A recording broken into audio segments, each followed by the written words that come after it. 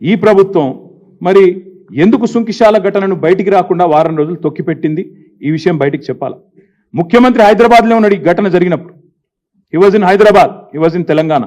కానీ ఘటన జరిగిన తర్వాత కూడా 24 గంటల తర్వాత ముఖ్యమంత్రి గారు బలాదూర్ అని చెప్పి ఆయనతో అమెరికా విమానం ఎక్కి వెళ్ళిపోయాడు. అంటే కనీసం పర్యవేక్షణ లేదు, రిపోర్టు లేదు, చూసింది లేదు.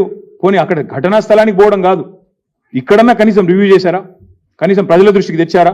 ఇదేనా ఒక ప్రభుత్వం వ్యవహరించాల్సిన తీరు? అందుకే మేము డిమాండ్ చేసేది, మరి మీకు చిత్తశుద్ధి ఉంటే ఈ ప్రభుత్వానికి ఏ ఏజెన్సీ అయితే ఈ పనులు చేస్తూ ఉందో, ఏ ఏజెన్సీ అయితే ఈ పనులు చేస్తుందో వెంటనే ఆ ఏజెన్సీని బ్లాక్ లిస్ట్లో పెట్టండి. మీకు చిత్తశుద్ధి ఉంటే ఈ ప్రభుత్వానికి వేరే డిమాండింగ్ వెంటనే బ్లాక్ లిస్ట్లో పెట్టండి.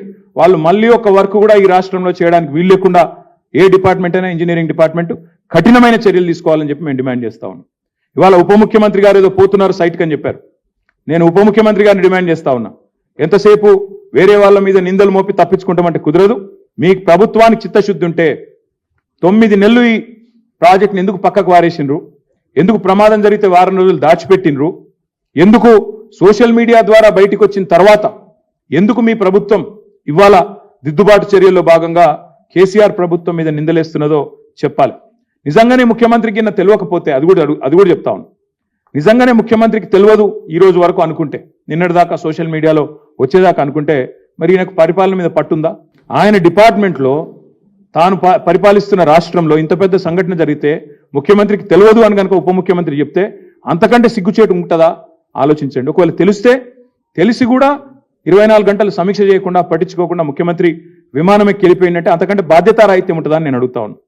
ఈ ప్రాజెక్టు పనుల్లో పర్యవేక్షణ వైఫల్యం, జవాబుదారితనం లేకపోవడం, మళ్ళీ మీదికెళ్ళి మా మీద దాడి, చిల్లర విమర్శలు, లేకి మాటలు.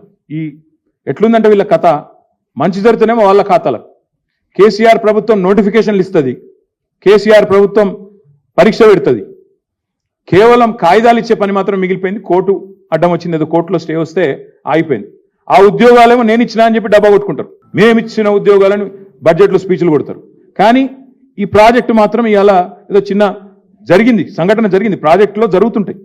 కానీ పర్యవేక్షించాల్సింది, మానిటర్ చేయాల్సింది, బాధ్యులుగా చర్యలు తీసుకోవాల్సిన ప్రభుత్వం మళ్ళీ 9 నెలల కింద 10 నెలల కింద ఉండే ప్రభుత్వాన్ని నిందించి బాధ్యత నుంచి తప్పించుకునే ప్రయత్నం ఏదైతే చేస్తా ఉందో ఇది సిగ్గుచేటు. ఉప ముఖ్యమంత్రి గారు కూడా నేను డిమాండ్ చేస్తా ఉన్నా, మీరు వెంటనే చర్య తీసుకోండి. మీకు చిత్తశుద్ధి ఉంటే మళ్ళా అడుగుతా ఉన్నా, ఏ ఏజెన్సీ అయితే ఈ పనులు చేస్తుందో వెంటనే ఈ రోజే ఉప ముఖ్యమంత్రి గారు మీరు ప్రకటించండి. సుంకిశాలలో ఈ ఏజెన్సీని బ్లాక్ లిస్ట్ చేస్తున్నాం.